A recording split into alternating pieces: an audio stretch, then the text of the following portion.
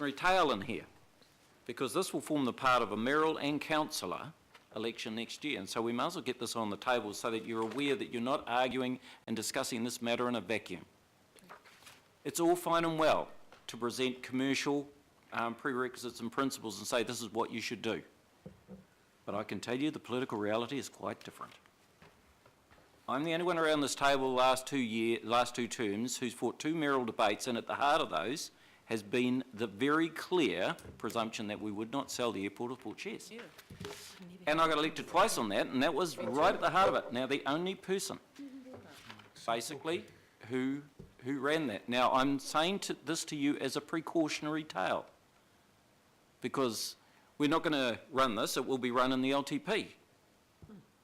And the second part of that is that the Mayor leads the policy strategy discussion in this council under the new legislation. And so whoever the new Mayor is going to be in October next year will by necessity, lead this discussion. And I think it is critical to, in effect, set the framework for that mayoral debate with us here, and also for each of you. Now, this is a tough one. I've been in meetings all around the city and I've actually floated with people, do we sell Port Shares or airport shares? And boy, oh boy, they do not want to do it. It is a really clear positioning of the community around here. And so that just needs to be the backdrop of how we go forward in this discussion. And, you know, I'm looking forward to further discussions in February next year and all the information coming in. But ultimately, there's a community out there that is not very supportive of those issues, but that should not stop us from informing them the best we can exactly what these shares are worth and what would be the consequences of selling. So I support the recommendation. Thank you. Now, Cameron, do you want to, I mean, you got halfway through and then I stopped you. Look, well, I just want to reiterate, Madam Chair, that this is the amendment that Councillor Quacks and I have, or amendments that Councillor Quacks and I put up, puts focus on, particular focus on the airport, on the ports company, on commercial buildings, on the fleet, on our civic buildings, and on ongoing operational costs. And I suppose I encourage people to read between the lines, because what it doesn't put focus on, and some may have already seen this, it doesn't put focus on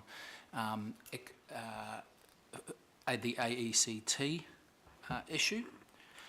It doesn't put focus on privatisation or partially or wholly or however of water care. It doesn't put focus on our 1,400 homes for older Aucklanders. It doesn't put focus on our community assets, particularly golf courses and particularly in Remuera. And and so it's focusing largely on operational ongoing, because there are ongoing operational savings, but ones to further complement that work that's already underway. It focuses on our commercial assets, and again, as some of the speakers have articulated, this is all about enabling greater transport infrastructure and greater investment in community assets. And so I have picked up here what I see politically, as the Mayor has articulated, the political dynamics are quite different, but politically I would see these as the lowest hanging fruit. And again, this is a case about selling some of the old family silver and buying some new family silver. And the old rhetoric of the past 5 years that don't ever, you know, are happy to look at the numbers, but the proceeds will never stack up to the dividends we receive, has frankly been blown out of the water, particularly in the case of a partial or whole sell down of Auckland International Airport. And when you look at Ports of Tauranga, over the last 22 years since they were partly listed, and Bay of Plenty Regional Council, I think, holding on to 55%, they have been the best performing stock on the New Zealand Stock Exchange. and George knows their record better than most, as he's already articulated. And so perhaps we really need, it's time to explore that, particularly when you see the lead story of today's business story, that the Ports of Auckland year-ending profit is down 15%, and guess who they point the finger to? The workers. So that is some of the low-hanging fruit that I am particularly interested in what this articulates for further work to be done.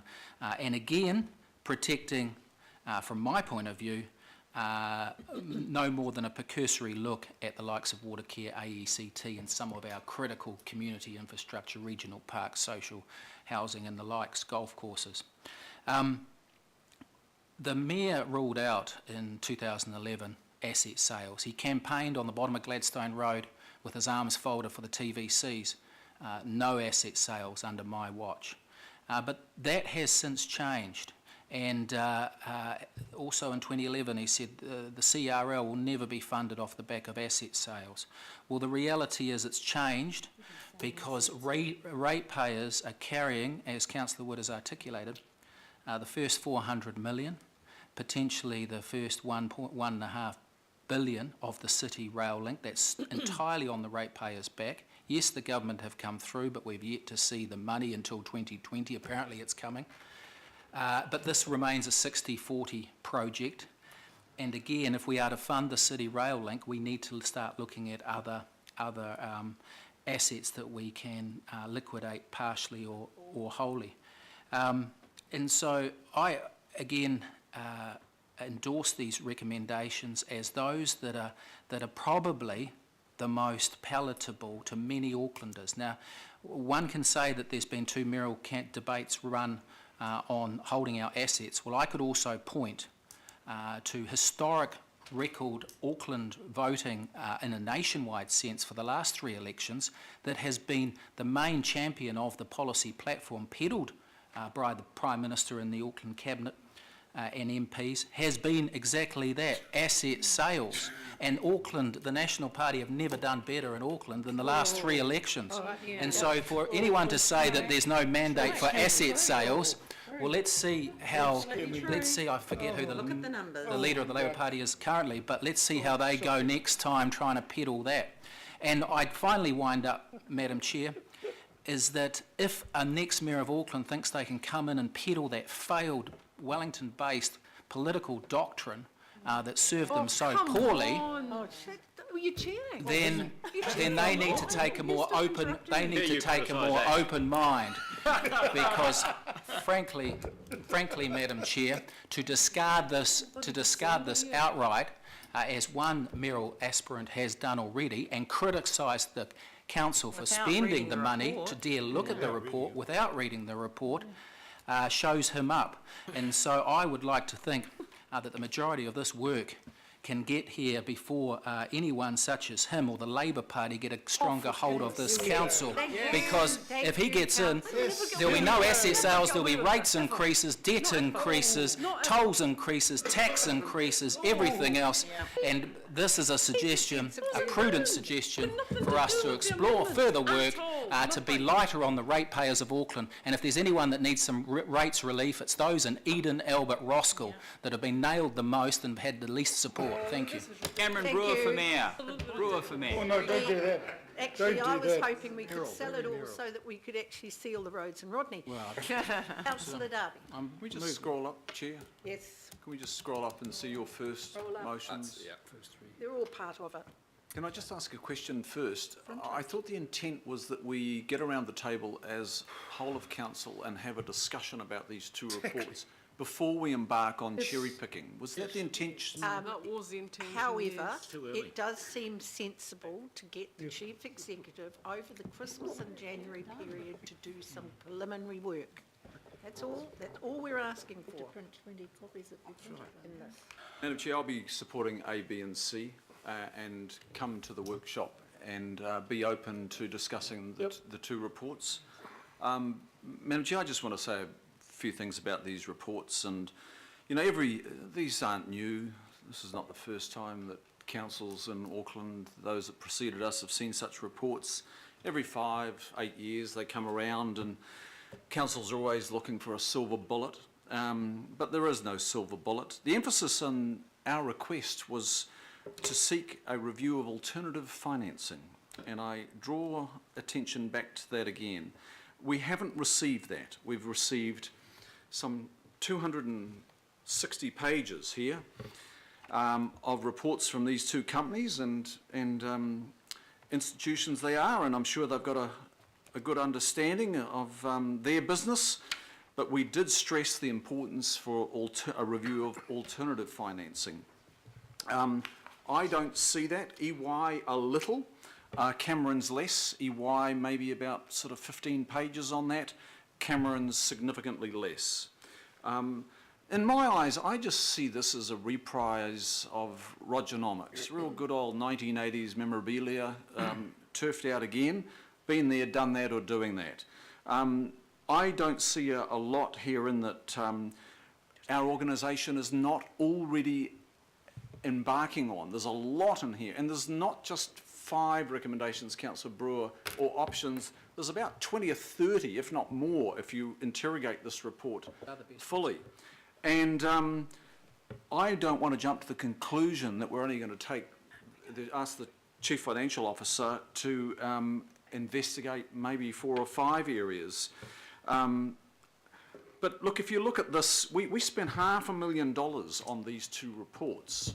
$500,000, and that comes in at around, I don't know, a couple of $1,000s a page, $4,000 a page almost if you consider the overlap. That would buy quite a bit of the Tamaki Drive master plan maybe, or other things. Now these 2 reports rely a lot on the things that we already know. That's what surprised me when I was reading these, and a lot of the things that the Chief Financial Officer, Chief Executive are embarking on right now and have been over the last 2 years as work that is suggested we embark on as outlined in the reports. We're already doing it. It's very much, for me, I've seen it all before. Just different language, very little on alternative financing. You know, back in the 80s, they talked about asset sales, then that became asset optimisation and full and partial sell down, and then it became asset recycling, and then we finally heard the term MOMs, mixed ownership models. So we just get different language to describe the same thing, which is hocking off strategic assets in many cases. On water care, and as one of the writers of these reports highlighted, you'd have to double the price of water to make water care something that was palatable to the investment community. And no doubt it would end up in the hands of some offshore entity, and they would loot those dividends off to a foreign land. Exactly. The same risk is for AIA, Auckland International Airport. And if I can just say, when we had our workshop, and I can't remember which of the 2 entities said, it would be somewhat positive if disposed. Now imagine if someone came to you and you were thinking of selling your house or your family silver, and they said it would be somewhat positive if you disposed of this. You're going to jump at that? I'd be somewhat asking a lot of questions about their somewhat positive suggestion that you should sell Auckland International Airport. So I've done my own desktop analysis, they've done theirs. I've done my desktop analysis of Auckland International Airport, and we've got a 22.4%. In the last 5 years, we've taken dividends of 12 million, 27, 35, 120, 38. $232 million in dividends all up. Oh my gosh. But what they don't take account of is the capital growth in that period. 38 million, 32, 157, 160, 277, 694 million of capital growth in the 5-year period, a total return of 926 million. So in 5 years, it's gone from a value of 620 odd million, I think, up to 926 million.